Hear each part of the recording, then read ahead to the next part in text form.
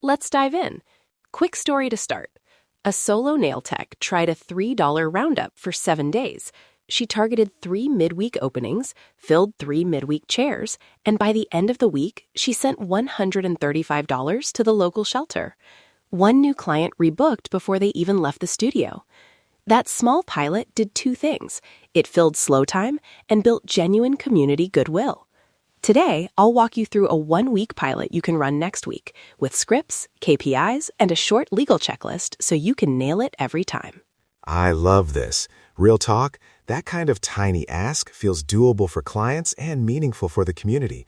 I'm excited to hear the exact steps and what to watch for so it doesn't feel pushy. Segment 1. Design the pilot. Here's the decision tree in plain language. First, pick the mechanic. Option A, round up at payment.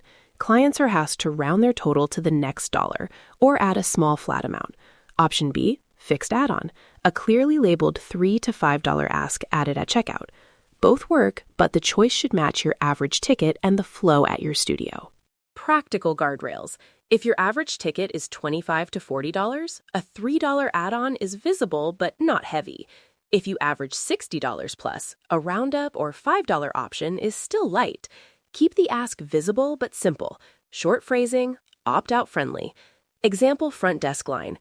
Add $3 to support Sunny Ridge Shelter. Opt out anytime. That's ethical and transparent.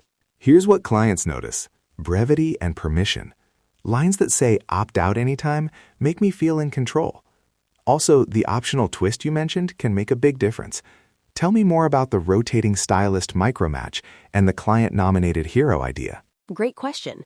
2 optional emotional pulls you can add. Micromatch. The business, or the specific stylist, commits to match donations up to a small cap for a day. For instance, stylist Maria will match donations for her bookings on Wednesday up to $50. That creates urgency and personal ownership. Client-nominated hero. Invite clients to nominate a local person or small nonprofit story, a teacher, a volunteer group, a food pantry, and spotlight one nominee midweek with a brief story posted in the studio and in confirmation texts. Both are optional and increase emotional engagement, but keep them local and apolitical. I love this. A client-nominated story makes the ask feel community-driven rather than performative.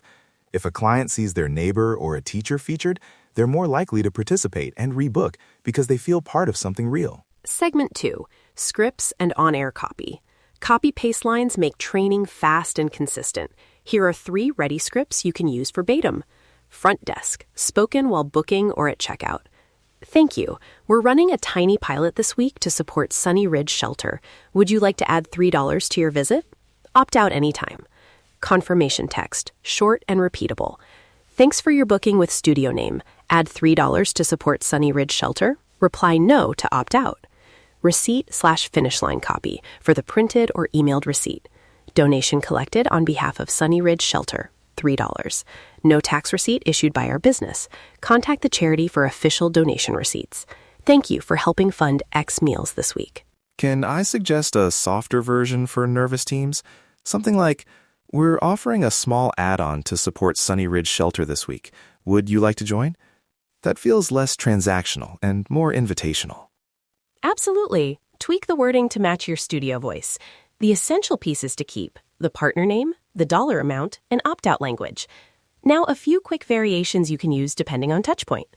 Text-friendly. Add $3 to help Sunny Ridge. Reply NO to opt out. Conversational at checkout. We've added the option to chip in $3 for Sunny Ridge this week. Totally optional. Would you like to add it? Post-visit social frame.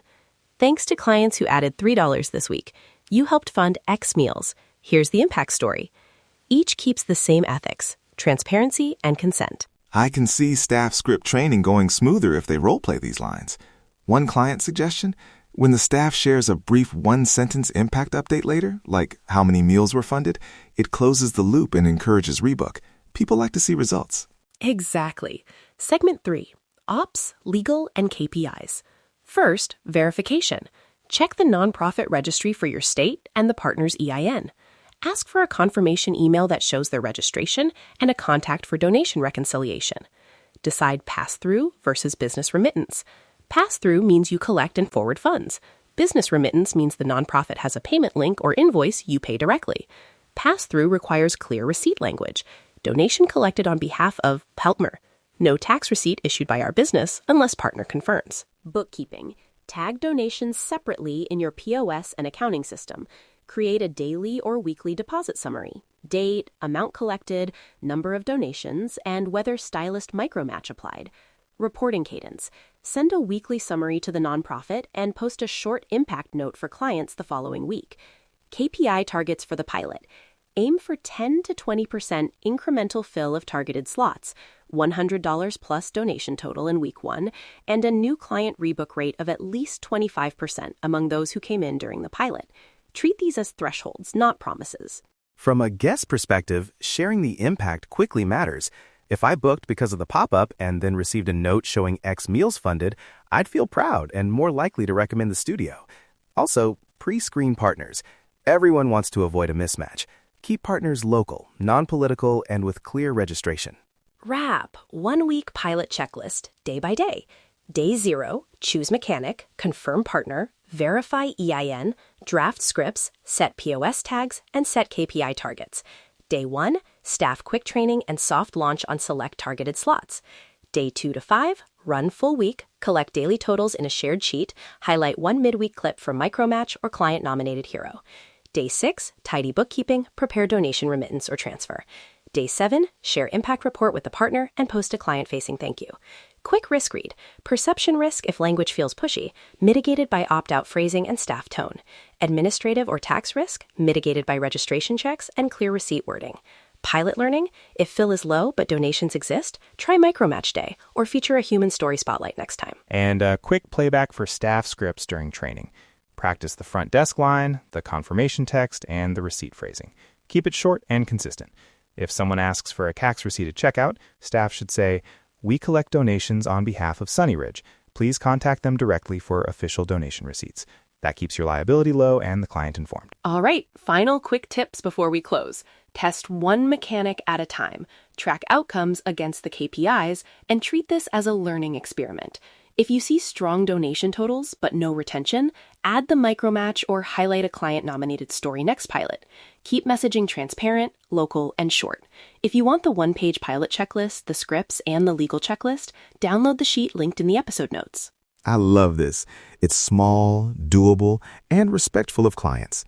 If you try it, tell your team to listen to client language.